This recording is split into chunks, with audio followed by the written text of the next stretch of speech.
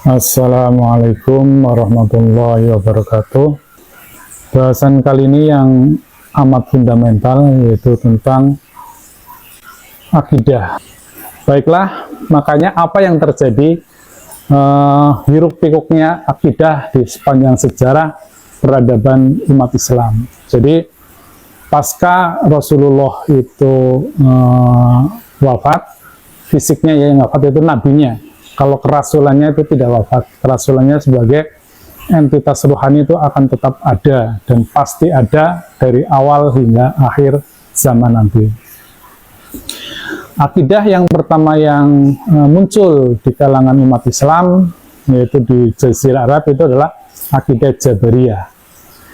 Jabariyah adalah suatu pemahaman bahwa semua itu adalah orkestrasi Tuhan, semua adalah Tuhan, kita hanya mengikut saja. Tetapi ngikutnya di sini bukan ngikut karena paham atau ruhaninya tersambung, itu berbeda. Jadi ngikut saja karena kepasrahan. Kepasrahan baik karena secara pendidikan pada saat itu di daerah Quraisy itu jauh terisolasi dari peradaban. Jauh dari waktu itu peradaban yang besar adalah Romawi dan Persia. Daerah situ daerah yang tidak terjamah oleh dua kekuatan besar tersebut, sehingga relatif masyarakatnya itu masyarakat yang tertinggal. Kemudian dari kehidupannya, kehidupan di padang yang tandus, kita dapat membayangkan 1400 tahun yang lalu masyarakat yang terisolir di sebuah padang tandus, sehingga satu-satunya jalan ya ngikutin Jabariyah, ya semuanya kehendak Allah. Mau melakukan effort apapun, mau melakukan eksplorasi apapun, itu semuanya amat terbatas. Sehingga aliran yang pertama muncul adalah aliran Jabariyah. Dan tentu saat aliran ini karena basisnya kurang kuat, baik argumentasinya, baik tokoh-tokohnya, baik pemahamannya, maka kemudian aliran ini dengan cepat itu tergantikan. Walaupun banyak sekali aliran-aliran akidah, namun bisa saya simplifikasi, bisa saya sederhanakan menjadi aslinya sebenarnya dua, itu aliran Jabariyah dan Qadariyah.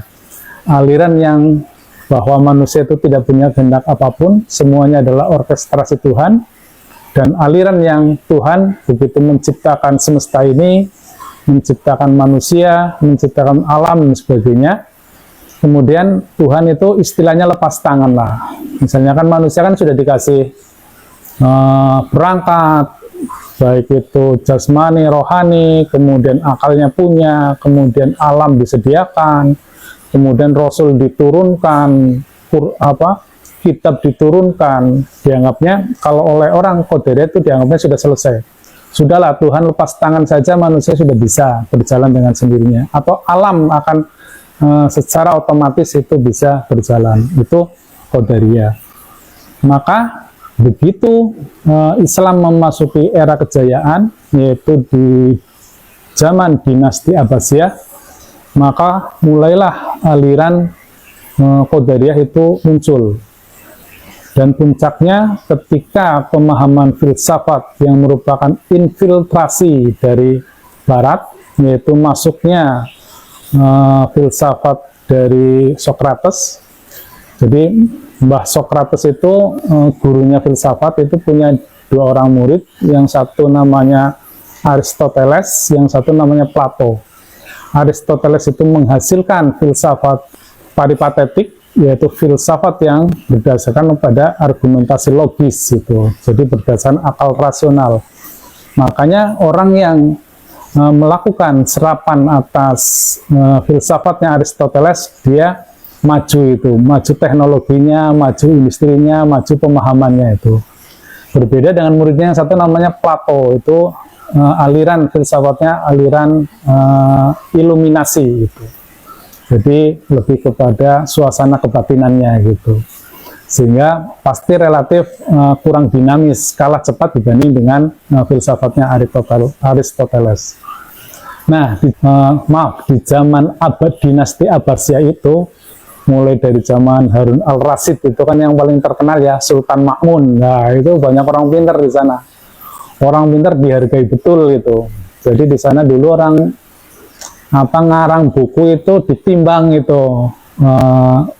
Berapa banyak halaman itu nanti ditimbang, nanti diserahkan ke negara, nanti dibayar.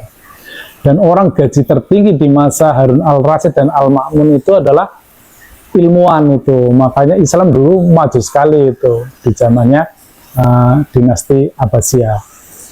Nah, karena dinasti Abbasiyah itu mengadopsi filsafatnya Aristoteles, yaitu filsafat peripatetik, maka perkembangan ilmu pengetahuan di saat itu luar biasa. Kita ketemu ada yang namanya Avicenna atau Ibnu Sina, Al-Farabi, dan banyak sekali ilmuwan-ilmuwan Islam yang menghasilkan teknologi-teknologi baik di bidang filsafat seperti Al-Kindi. Nah, bapak filsafat Islam itu namanya Al-Kindi.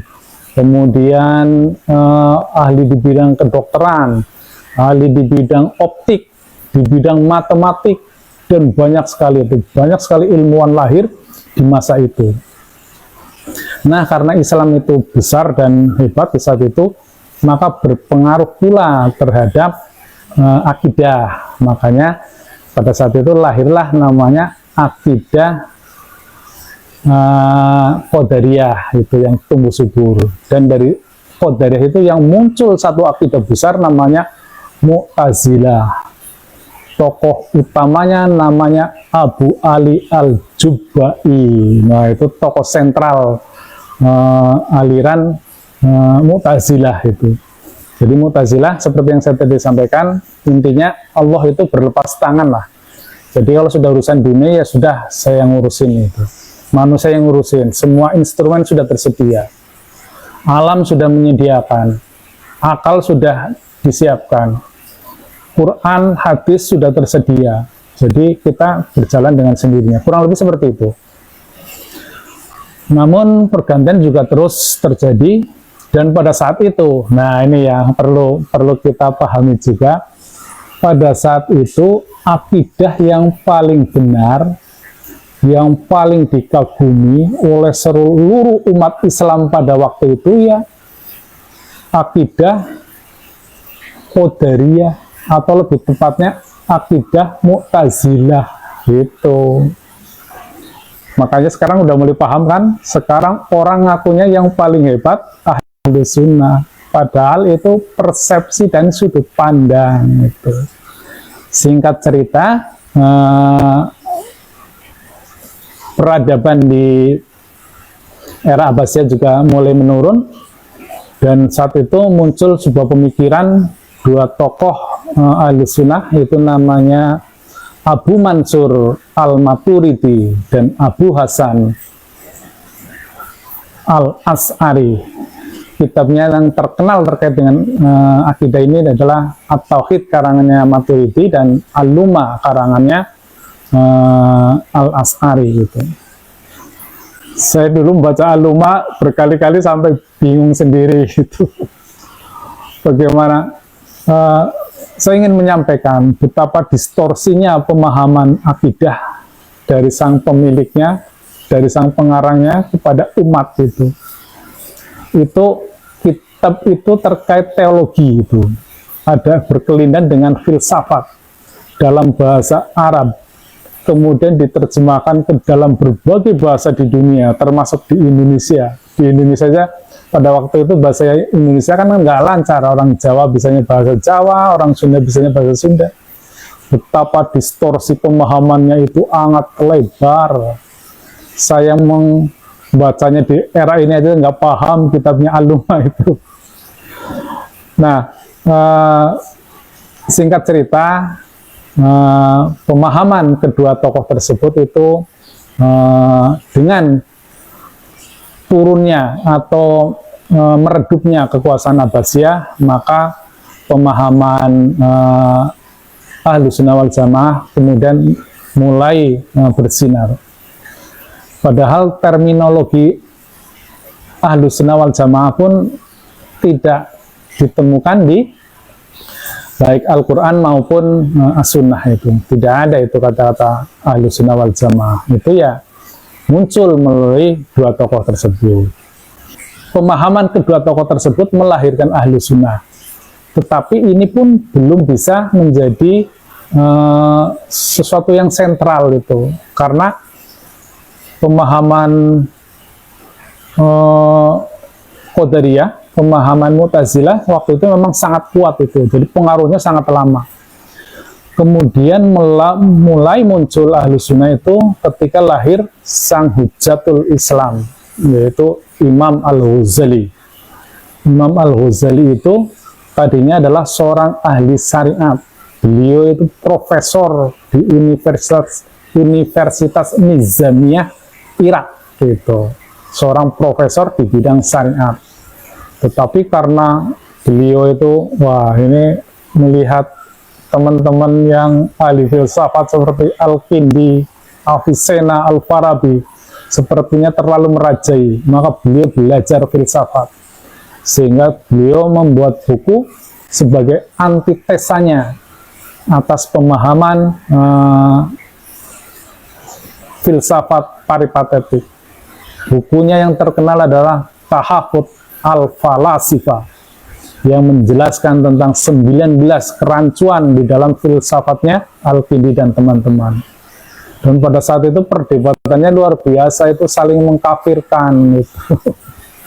Saya kadang-kadang kalau baca itu ya sambil senyum-senyum gitu ya, terlalu apa ya, kadang-kadang terlalu serius beragama, kemudian itu sekelas itu loh, sekelas ulama-ulama besar gitu ya. Saya bukan mendiskreditkan, tetapi kita mencoba objektif menilai pemahaman-pemahaman dari filsuf besar tersebut itu.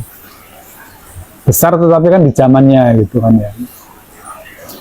Jadi kedua kelompok ini saling mengkafirkan, dan yang dibahas juga kalau dibahas zaman sekarang sebenarnya mudah sekali itu. Apakah orang